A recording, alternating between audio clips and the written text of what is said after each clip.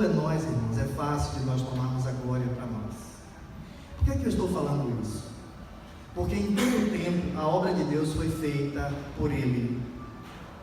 Hoje eu queria voltar a falar sobre a pessoa do Espírito Santo de Deus.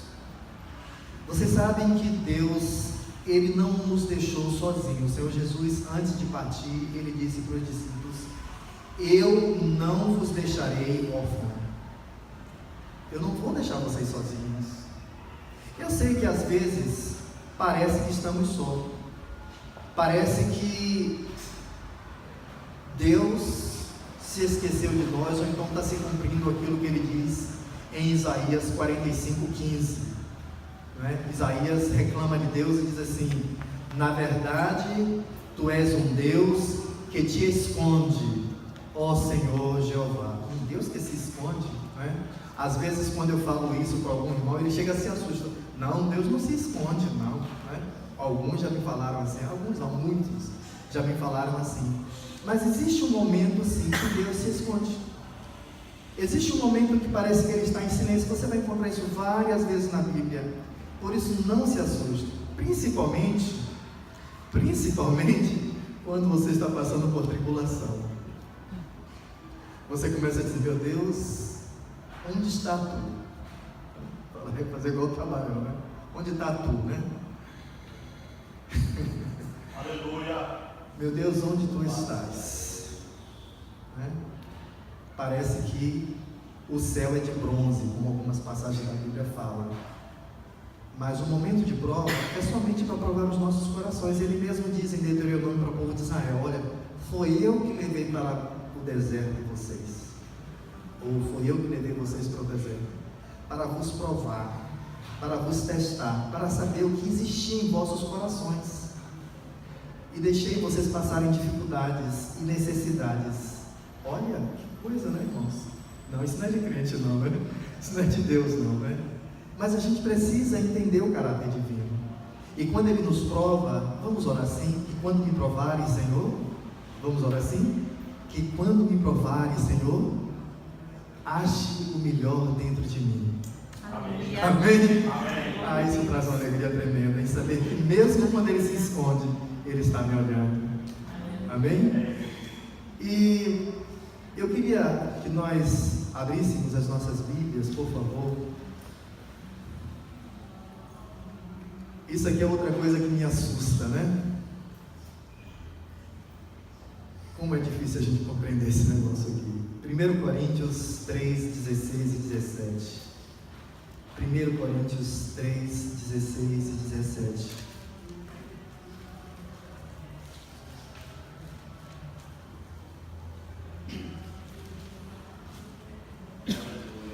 Irmãos, se nós aprendêssemos a ouvir a voz do Senhor, é tão sutil, é tão... C.S. Lewis diz: Deus fala por sussurros. Ouvir sussurros é coisa fácil, irmãos? Não é. Não tem quem me diga que ouvir sussurro seja coisa fácil, mas eu concordo plenamente com C.S. Lewis. Deus fala por sussurros, e Ele está tão em nós que quando você ouve o sussurro, você não sabe diferenciar se foi Ele que falou ou se foi a sua mente que pensou. Não sei se já aconteceu isso com você. Gente, ouvi algo aqui, mas eu não estou bem certo se foi eu que estava pensando. Sabe por quê? Porque Ele é alguém que mora em você. Aleluia. Isso é tremendo. Isso é tremendo.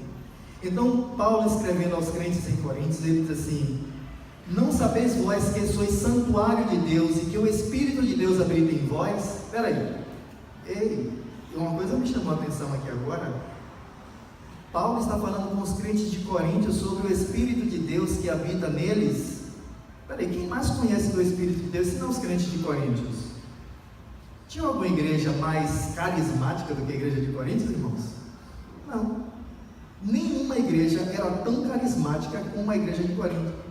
A igreja de Coríntios, Paulo diz: de forma que não vos falta nenhum dom. Uma igreja que falava em línguas, que profetizava, que estava sem ordem o negócio ali, mas Paulo mandou uma carta para poder botar ordem na casa, mas era uma igreja que tinha costume com os dons espirituais. Olha, nem sempre ser usado em dons espirituais significa que nós compreendemos essa verdade do Espírito habitando em nós. E a gente vai tentar transcorrer um pouco sobre isso aqui, porque onde está a nossa ajuda? Onde está a nossa vitória? Onde é que Deus garante a vitória da igreja que marcha na terra? Não é? E Paulo diz para os crentes de Corinto: não sabeis vós que sois santuário de Deus, e que o Espírito de Deus habita em vós? Se alguém destruir o santuário de Deus, Deus o destruirá, porque sagrado é o santuário de Deus que sois vós. Olha, presta atenção no negócio que eu terminei de ler aqui agora. Você é sagrado. Eu já vi muitos irmãos dizer assim: não, porque eu não sou santo, não. Eu já vi muitos irmãos falar assim: eu não sou mesmo santinho. Peraí, mas o que a Bíblia me diz sobre você é que você é santo, que você é sagrado. Aleluia. Que coisa tremenda, irmãos. A primeira maior humilhação de Deus, sabe qual foi? Jesus, a segunda pessoa da Trindade, se entregar, morrer por nossos pecados como um pecador, para tomar sobre si os nossos pecados. A segunda humilhação da Trindade é a habitação do Espírito Santo de Deus, da terceira pessoa da Trindade em nós. Que tremendo, irmãos. A pessoa da Trindade, a terceira pessoa da Trindade, o Espírito Santo de Deus habitando em nós. Irmãos, quando nós falamos do Deus que servimos, hoje a gente vê muita confusão. As pessoas não conseguem compreender a questão da Trindade. Pastor, como é que se explica isso? Como é que é três e é um ao mesmo tempo? Como é que pode três pessoas se tornarem uma? Aí eu faço só uma pergunta: e como é que pode os dois se tornarão uma só carne? Não é assim que está escrito? Os dois se tornarão, Gênesis 2, né? Os dois se tornarão uma só carne. Unidade para Deus não é unicidade. As pessoas da Trindade são realmente três pessoas distintas. O Pai não é o Filho, o Filho não é o Pai, o Espírito não é o Filho, o Espírito também não é o Pai. E por que é uma pessoa somente? Você sabe que existem algumas denominações que creem na unicidade. Não é só um Deus que uma vez se revelou como Pai, outra vez se revelou como Filho e outra vez como Espírito Santo. É um só Deus, mas a essência divina, ela vem na pessoa do Filho, na pessoa do Pai e na pessoa do Espírito. Irmãos, a unidade, eu costumo dizer que a unidade que Deus vive, Deus nunca passou pela queda, nós passamos pela queda. E quando Jesus veio morrer na cruz por nós, Ele disse que eles sejam um, ó Pai. João 17, como nós somos um, nós poder ser um, essa gramática não combina. Eu não quero entrar tanto na questão da divindade ou da trindade, mas eu preciso começar por aqui. Eu e você, Jesus quer que nós sejamos um nele, um no Pai. E como é isso, pastor? O que é unidade? Porque unidade para Deus, como eu falei, é unicidade. Se você tiver uma companhia e você tiver 3 diretores e cada diretor pensar de uma forma diferente, você tem unidade? De forma nenhuma. Mas se todos os 3 diretores, há um diretor financeiro, um diretor administrativo, um diretor, todos os 3 diretores pensarem da mesma forma, você tem unidade? Claro que você tem. O que o Pai planejou, o Filho executou e o Espírito financiou. É sobre esse financiador que eu quero falar nessa noite. Se nós não tivéssemos Ele, irmãos, nós não estaríamos aqui. E é impossível falar do Espírito Santo sem falar de Jesus, porque Jesus mesmo disse para os seus discípulos: olha, Ele falará do que tiver ouvido de mim. ou ele vos anunciará aquilo que ele recebeu de mim. E em outra passagem ele diz, porque ele me glorificará. Olha, imagine, a obra do Espírito Santo na terra é para glorificar a pessoa do Senhor e Salvador Jesus Cristo. Então eles estão em harmonia. Quando você lê o Evangelho, você percebe que para Jesus era, como eu costumo dizer, o Pai nos céus e ele na terra. O amor dele para com o Pai, a referência, a honra dele para com o Pai, a interação dele para com o Pai, tudo que ele fazia era para glorificar ao Pai, era para agradar ao Pai, era para obedecer ao Pai, era para estar sendo um com o Pai.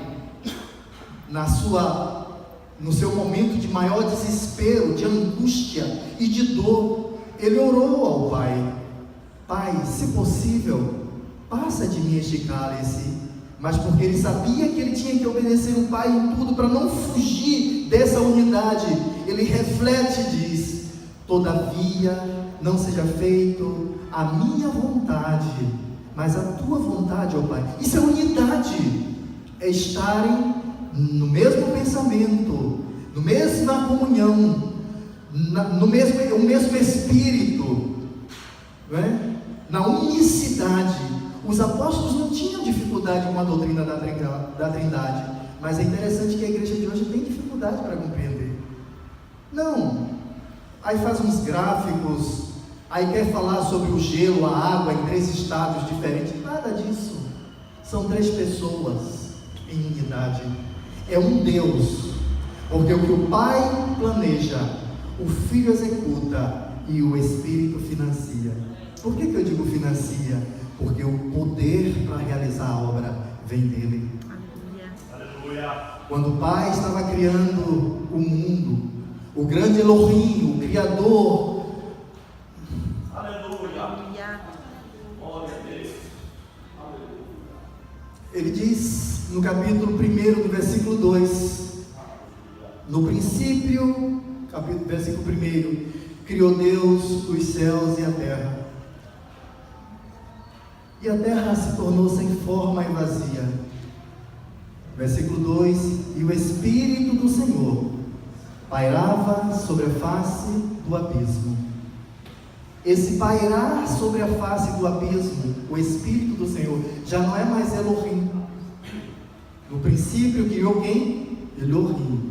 Barashit bara Elohim. Hashamayim va'et haaretz. No princípio criou Elohim. Quem criou foi Deus, os céus e a terra. Mas o Ruach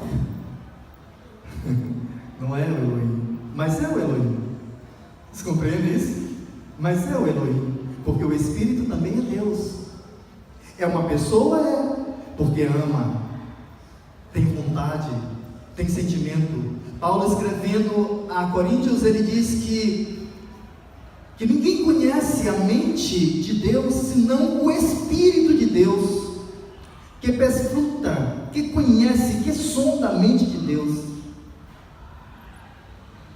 Então, o Espírito de Deus pairava sobre a face do abismo, trazendo vida, incubando a terra. Então, a pessoa do Espírito Santo é uma pessoa responsável pela criação. Salmo 104 diz: envias o teu Espírito e renova a superfície da terra.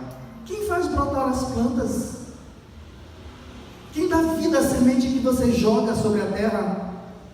Quem faz esse milagre? Você acha que é por um acaso que tudo isso existe, está aí?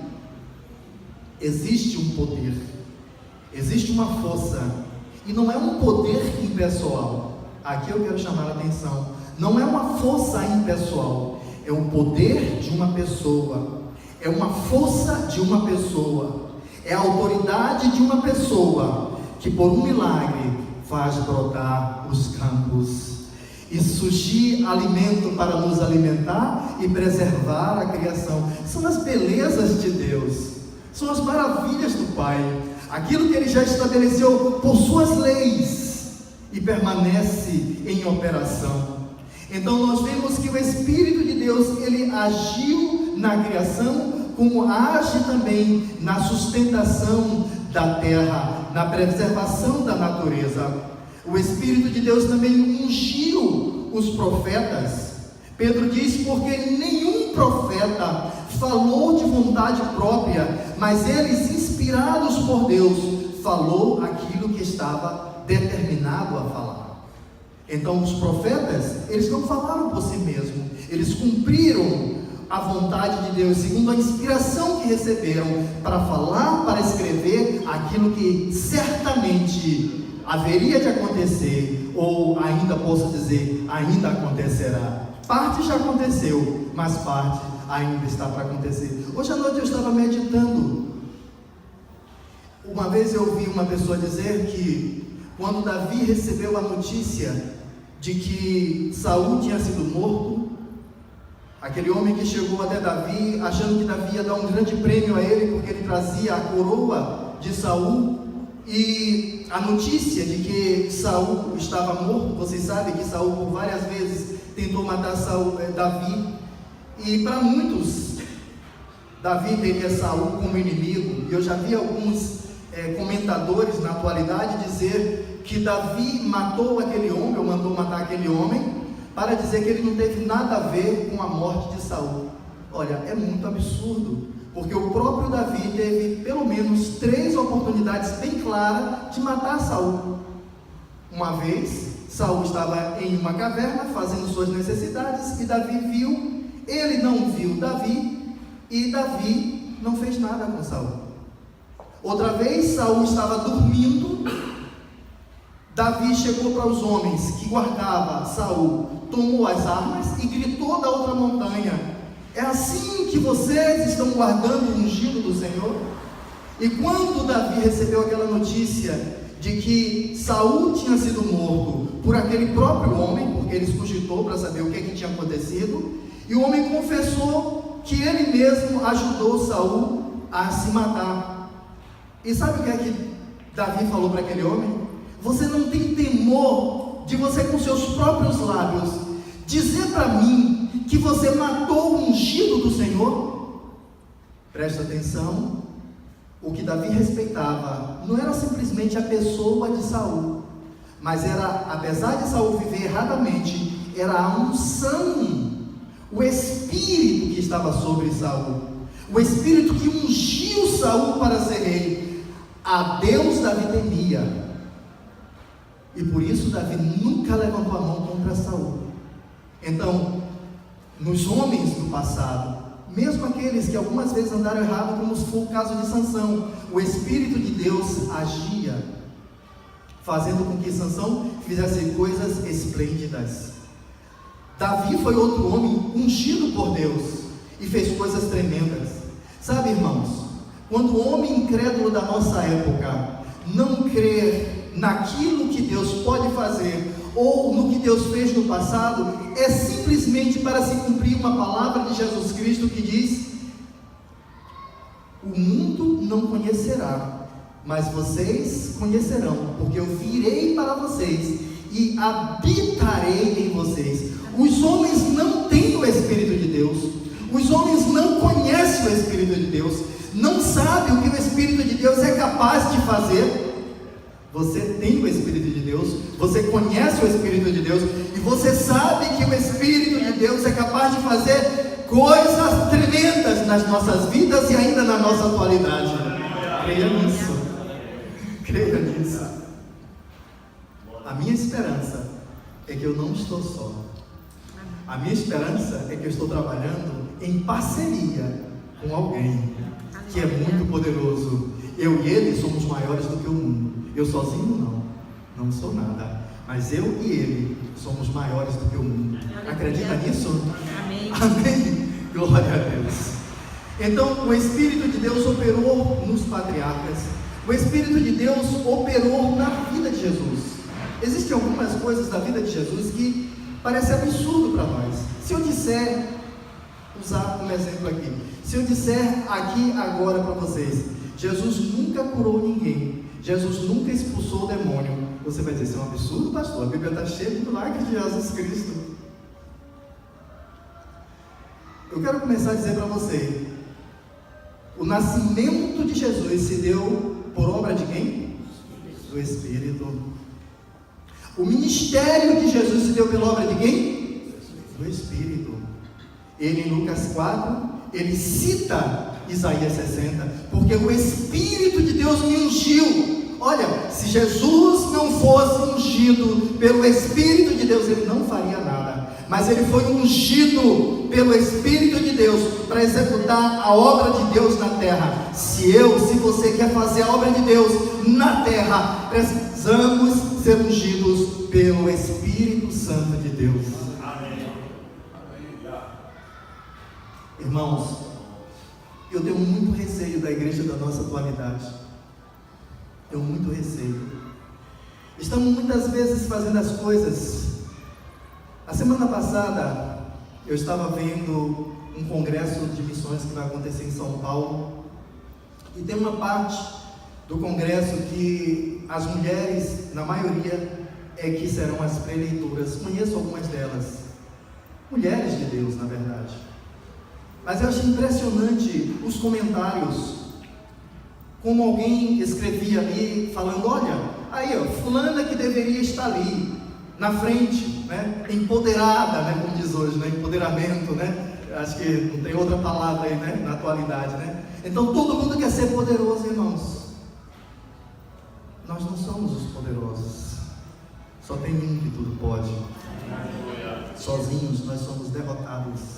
Por isso, como é que nós vamos tomar a glória para nós, ou querer ver os nossos nomes em destaques? É impossível. Mateus 5, Jesus diz: que brilhe a vossa luz, e que os homens vejam, e façam o quê? Glorifique ao Pai que está nos céus. Então, mesmo quando a tua luz brilhar, de forma a chamar a atenção de outros, a glória não é para você, a glória é para o Pai que está no céu, porque é Ele que proporciona para você. Então dá glória a Deus, meu irmão, para não morrer. Amém. Amém? Glória a Deus. Então, dependemos da pessoa do Espírito Santo. Os patriarcas dependeram da pessoa do Espírito Santo. A vida de Jesus foi de inteira dependência à pessoa do Espírito Santo. Do seu nascimento, o seu ministério, a sua morte, aquele que pelo Espírito eterno se entregou. Jesus Cristo se entregou pelo poder do Espírito Santo. Romanos capítulo 1, versículo 4, aquele que foi manifesto como Filho de Deus, ressuscitado dentre os mortos pelo Espírito de Deus. Quem ressuscitou Jesus dos mortos? O Espírito de Deus. E hoje essa pessoa é tão desconhecida da igreja, é tão desconhecida. Quando falamos do Espírito, parece que é alguma coisa muito distante. Vocês prestaram atenção aqui que a igreja de Corinto, apesar de viver tantos dons, mas Paulo teve que chamar a atenção deles que o Espírito habitava neles. E eu vou dizer uma coisa para vocês, irmãos. Existe proporcionalidades, ou proporcionalidade, já que eu disse existe, né? Proporcionalidade da presença do Espírito em nós. Existem medidas da presença do Espírito em nós. Paulo fala em Éfesos, para que habite plenamente, para que vocês sejam habitados, Éfesos 3, para que vocês sejam habitados plenamente. Eu não sei se eu coloquei essa escritura aqui, mas Éfesos 3,19, e conhecer o amor de Cristo. Que amor é esse, Enoque? O amor de Cristo que excede todo o entendimento. Éfesos 3,19. Você acha que você ama Cristo? Ele te ama mais do que você pode pensar. Meu Deus!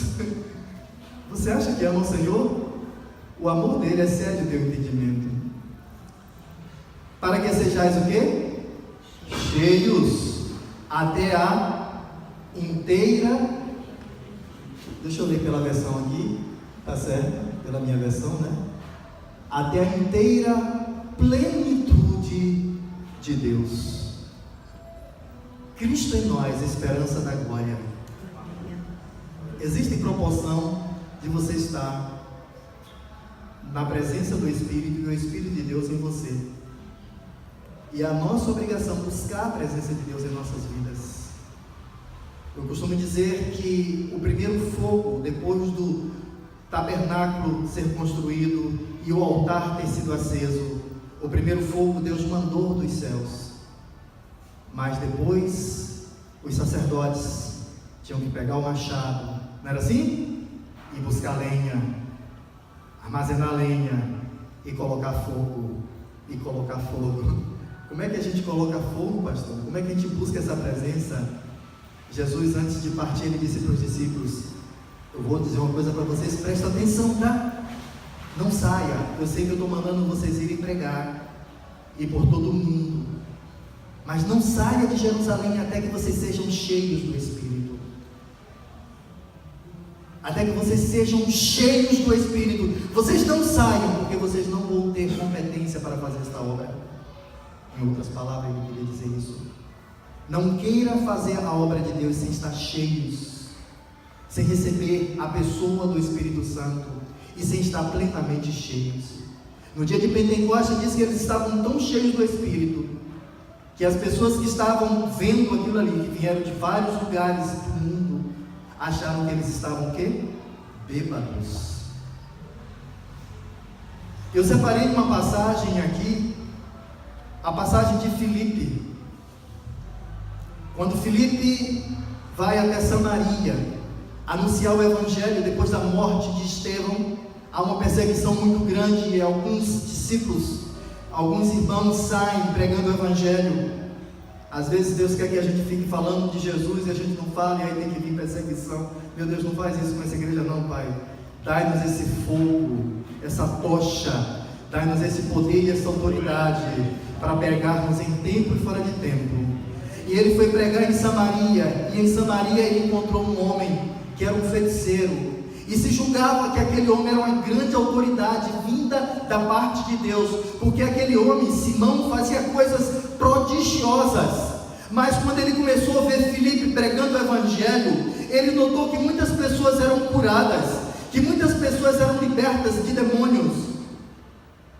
E ele também começou a andar com Filipe, e Filipe até batizou este homem.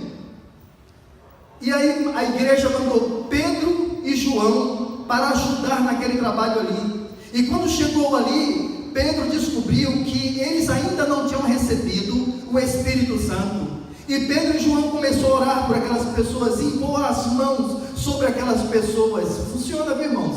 Isso funciona. Se você crê, isso funciona. Se você tem o Espírito de Deus, amém? Amém. Você ora, você impõe as mãos sobre quem precisa ser batizado, e o Senhor vai batizar, vai encher também. E eles viram que aqueles homens sobre quem Pedro e João colocavam as mãos eram batizados. Ah, mas isso, pastor, era só da época de Pedro e João. Eu vi isso há poucos dias atrás. Eu estava em Salvador pregando e nós falamos sobre a pessoa do Espírito Santo e oramos aqui, ali, impomos as mãos, e pessoas foram batizadas com o Espírito Santo naquele lugar. E diz a passagem que eles começavam a profetizar e falar das maravilhas de Deus. E Simão ficou abismado com aquilo e disse: olha, eu vou dar dinheiro para você, para que eu receba isso também. E Simão, Pedro, o outro Simão, o Pedro, disse: olha, você está em fel de amargura, você é um condenado, seja um dinheiro a tua maldição ou para a tua maldição, porque o dom da graça não se compra com dinheiro. Irmãos, isso é de graça para mim e para você, não precisa você pagar nada. Tem muitas igrejas na atualidade pregando por aí que você tem que dar o dinheiro para poder você receber. Você tem que dar o dinheiro. Eu já falei aqui, o Senhor te dá, é de graça, te dá porque Ele é bom. Amém. Ah, pastor, eu não mereço isso. Quem disse a você que você não merece? Você sabe o preço. Você sabe, irmãos? O diabo faz uma confusão terrível na mente das pessoas. As pessoas acham que não tem sentido esse negócio de ter os pecados perdoados, porque eu não subi nenhuma montanha carregando uma cruz nas costas. Eu não recebi nenhuma chibatada. Vocês veem como acontece nas Filipinas e pelo mundo aí afora. Porque as pessoas não querem dar valor ao sacrifício que Cristo fez. Não fica pensando ensinando a você que você vai receber, que isso foi de graça, porque alguém teve que pagar, e quem pagou foi o Senhor Jesus Cristo. É por isso que você recebe, porque Ele já pagou o preço, o castigo que estava sobre você. Ah, pastor, eu não mereço. Quem disse? Ele te fez merecedor. Quando Ele carregou as suas iniquidades sobre Ele, Ele te fez merecedor. Você compreende isso? Então você recebe porque alguém pagou o preço por você. Amém. Não pense que foi de graça, porque você não pagou, foi de graça, não houve então um preço. Houve sim um preço muito caro. Então Pedro diz: olha, esse dom se recebe de graça. E às vezes eu li essa passagem aqui, irmãos, e eu disse assim: meu Deus, por que Pedro partiu para cima do coitado com tanta fúria? Irmãos, precisamos dar valor à pessoa do Espírito Santo. Precisamos compreender que a pessoa do Espírito Santo é a pessoa mais sensível. Paulo fala de entristecer o Espírito. Se você tiver no seu bolso com $1.000, basta $1.000, né? E você estiver andando pela cidade, toda hora você passa a mãozinha assim no bolso, não é? Para testar, para saber se permanece ali. Quando você entristece o Espírito Santo de Deus, é como se você estivesse criando uma casca. Ele está em você, mas você está impedindo ele de estar vivendo, de estar fluindo. Você está bloqueando. Mas ao passo que você vive honrando, cuidando dessa presença, cultivando essa presença, ele cada vez vai ser mais intenso em sua vida. Aleluia. Vai fluir cada vez de forma mais grandiosa, mais poderosa. Eu já vi Deus fazer coisas diante de mim e eu disse: meu Deus, como é possível um negócio desse? Eu não esperava. E Ele faz. Amém. Porque é Ele que faz. É um outro erro da nossa igreja, da igreja de nossos dias. Nós pensamos que somos nós que vamos fazer, e não somos nós. É Ele que faz. É Ele que executa. Ah, pastor, eu não oro porque... E aí se a pessoa não for curada? Você não tem nada a ver com isso, porque quem cura não é você. Quem cura é o Espírito de Deus. Quem liberta não é você. Quem liberta é o Espírito de Deus. Então era por isso que Pedro tinha esse cuidado com a pessoa do Espírito Santo. Por isso que Pedro foi para cima de Simão daquela forma. Aí eu vim entender, meu Deus, como era precioso para Pedro essa pessoa. Oh, como era precioso para este homem essa figura, essa personalidade. Porque ele sabia que se o Espírito Santo não estivesse com ele, não tinha ministério. Ele sabia que se o Espírito Santo não estivesse com ele, não tinha sucesso, não tinha milagres, não tinha palavra, não tinha nada. Porque quem provoca tudo é o Espírito de Deus. Amém. Vocês compreenderam? Aleluia. Glória a Deus. Sem essa pessoa nada acontece, irmãos. E Pedro sabia disso. Jesus também sabia disso, por isso disse para eles: vocês não saiam de Jerusalém. Leiam, por favor, Atos, capítulo 1, versículo 7. É uma pessoa, vive entre nós, vive em nós e tem um propósito. O que é que está escrito aí? Respondeu-lhes: a vós não vos compete saber os tempos ou as épocas que o Pai reservou a sua própria autoridade. 8. Mas recebereis poder. Muito obrigado, querido. Mas recebereis poder ao descer sobre vós quem? O O Espírito Santo. Prestaram atenção que Jesus, em João 20, ele já tinha soprado o Espírito sobre os discípulos? Já tinha soprado. Depois da sua ressurreição, Jesus já tinha soprado o Espírito sobre eles. Mas ele disse: olha, não saia, porque vai acontecer uma coisa com vocês. Vai descer sobre vocês o Espírito Santo. E aí sim, vocês serão minhas testemunhas, tanto em Jerusalém, como em toda a Judeia e Samaria e até os confins da terra. Aleluia. É impossível fazer a obra de Deus. É impossível sonhar a obra de Deus. É impossível executar a obra de Deus sem essa pessoa, irmãos. Aleluia. É impossível. Eu me lembro quando eu estava para ir para o Timor-Leste. O Senhor já tinha me falado de diversas formas, diversas vezes, que eu ia para um lugar muito distante. E olha, o Timor é longe. Que hora é essa aqui? 8 horas da noite. Lá é 8 horas da manhã. Eles já estão amanhã lá, tá? Já estão vivendo amanhã. E algumas vezes o Senhor falou que eram muitas malas. As malas é por causa de Dina, tá? Eita, como eu já carreguei malas. E antes não tinha limite de peso no avião, não, né? Depois que começaram, né? Então, quando o Senhor começou a me falar exatamente para que lugar eu ia, eu vou falar algo aqui que só vai acreditar quem é crente, amém? Amém. Às vezes a gente evita de falar algumas coisas assim em público, mas acho que todo mundo aqui é crente, amém? Amém. Glória a Deus.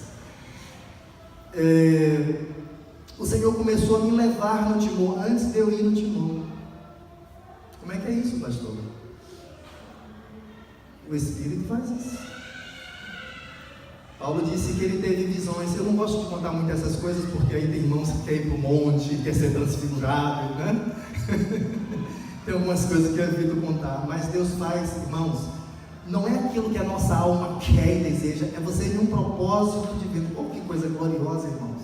Quando você descobre a vontade de Deus para a sua vida e você humildemente se coloca à disposição dele para aquilo que ele quer, e ele vai te dizendo, ele vai te guiando, ele vai te direcionando para aquilo que ele quer que você faça, e você vai seguindo, e você não teme, e você crê, e você permanece em meio às lutas, às provas, às guerras, às dificuldades, as provações, as calúnias, em meio a tudo, porque você sabe quem te enviou. Aleluia. Vocês compreendem isso? Glória a Deus. Não é aquilo que eu quero. Tem muita gente começando a fazer alguma coisa porque é aquilo que ele sonha, ele deseja, ele está deslumbrado, então ele quer.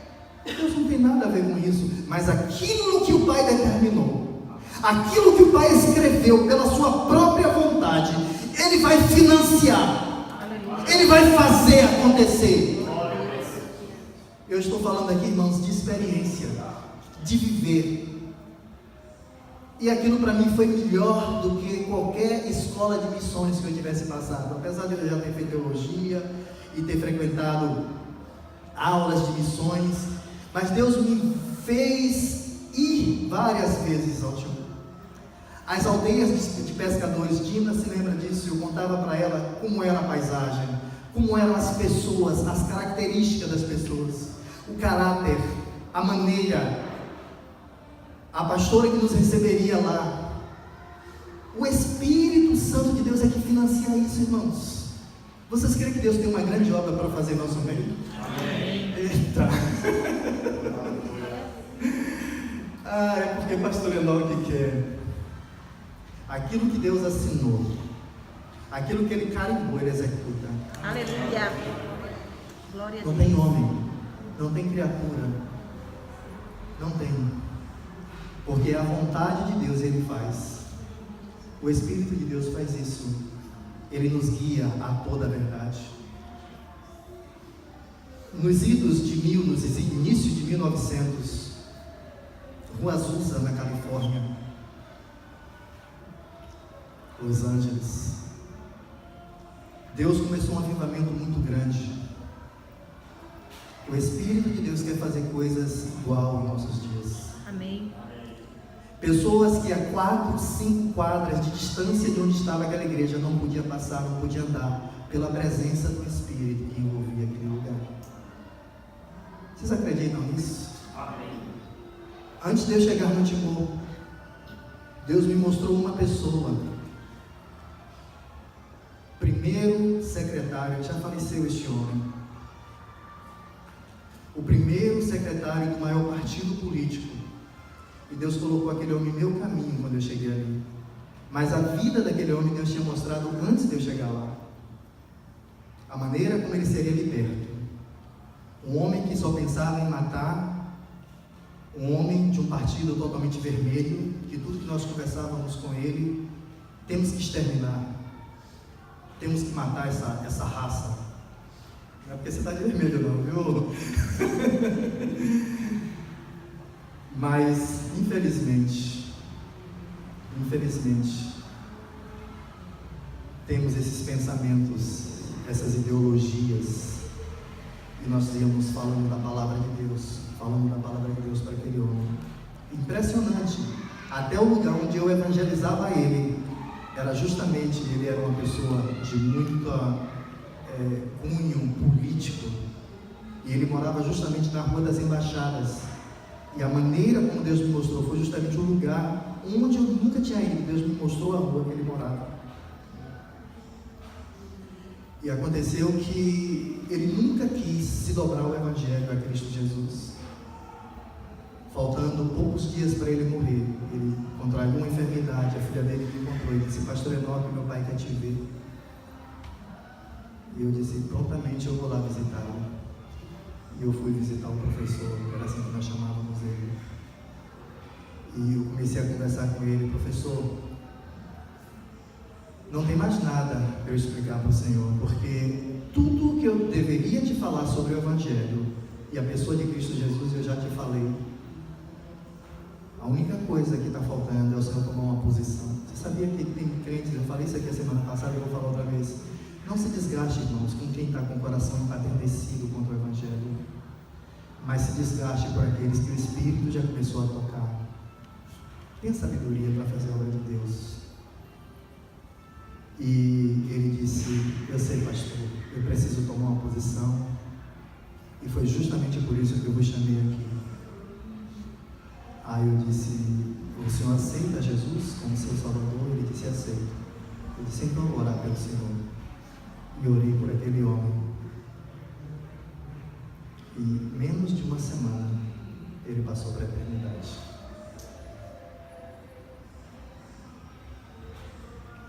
Essa obra ninguém faz sem a direção do Espírito de Deus, irmãos. Aleluia. Porque senão nós tomaremos ou quereremos tomar a glória para nós. Quais são os sonhos que Deus tem colocado no seu coração? Você tem conseguido ouvir a voz de Deus? Você sabe que até Paulo, muitas vezes, ele ficava confuso. Paulo dizia: eu estou dando esses conselhos para vocês, não que o Senhor tenha me falado, mas eu creio ter o Espírito de Deus. Ele não falava qualquer bobagem, qualquer absurdo, mas ele conhecia a palavra, ele sabia quando o Espírito falava, porque isso é outro caso, irmãos. Pessoas que não ouvem a Deus e dizem: o Senhor falou, o Senhor falou, o Senhor falou. Meu Deus! Essas pessoas não sabem o preço que vão pagar por isso. A Bíblia fala do profeta que diz: o Senhor falou quando Deus não falou. E é o que mais nós vemos na atualidade, pessoas dizendo: não, eu orei e o Senhor falou. Não, eu fui para o monte, meu irmão. Não é isso? Não, eu fui para o monte. Não quer dizer nada, meu irmão. Você pode ir para o monte, para a montanha, para onde for, para debaixo do mar, debaixo do oceano, você pode ir para onde você for, mas se Deus não falou, não dê o passo. Ô irmãos, como a vida é perigosa, e o adversário quer nos pegar em um vacilo, e nós precisamos ter essa comunhão, esse contato. Mas pastor, eu luto para ouvir Deus. Tenha calma diante da presença do Senhor. Como é que eu faço, pastor? Gasta tempo com Ele. Já viu que as nossas orações não passam de 10 minutos? Senhor, abençoa meu pai, abençoa minha mãe, abençoa meu filho, abençoa... Amém. Não é assim que a gente ora? Diariamente, gaste um tempo diante do Senhor. Eu não faço culto todos os dias, porque eu não acredito em crente que só é crente na igreja. Eu não acredito nisso. Eu falo isso com toda honestidade. Pelo amor de Deus, gasta tempo diante do Senhor. Ora por mim, se não tem pelo que orar, ora por mim. Senhor, enche aquele teu vaso, faz coisas extraordinárias acontecer na vida dele. Dá sabedoria àquele homem, Senhor. Livra do mal, livra dos perigos, dos acidentes. Vocês não sabem as ameaças.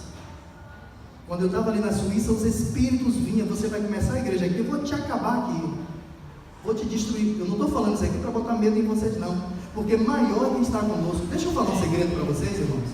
Uma coisa que eu tenho visto aqui no Brasil, os crentes aqui têm medo de servir a Deus. Quando começa a apertar a coisa, eles fogem, somem, desaparecem. Parece que o diabo é mais poderoso do que Deus.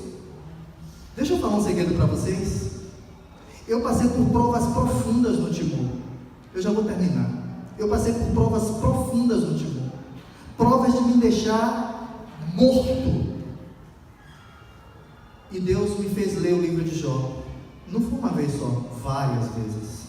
Várias vezes. E eu descobri uma coisa: o diabo só toca em nós naquilo que Deus permitiu. Aleluia. Vocês compreenderam isso? Não tenha medo de fazer a obra de Deus. Não tenha medo de ser um servo fiel do Senhor. Não tenha medo de dar testemunho, de falar da bondade do seu Deus. Não tenha medo, não tenha receio.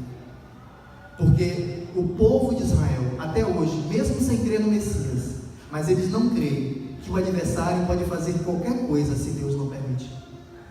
Prestou atenção a Jó? O Senhor me feriu. O Senhor mesmo foi que me feriu. Compreenderam, irmãos? E se foi Deus que te feriu, Ele diz: eu faço a ferida e eu saro. Ai, que bênção! Então, por mais que você esteja ferido, por mais que você seja magoado, Ele vai trazer uma recompensa que você nem faz ideia. Aleluia. Você nem faz ideia. Porque grande é o amor dele para com você, meu irmão. Grande é o amor dele para com você, meu irmão. Vamos orar.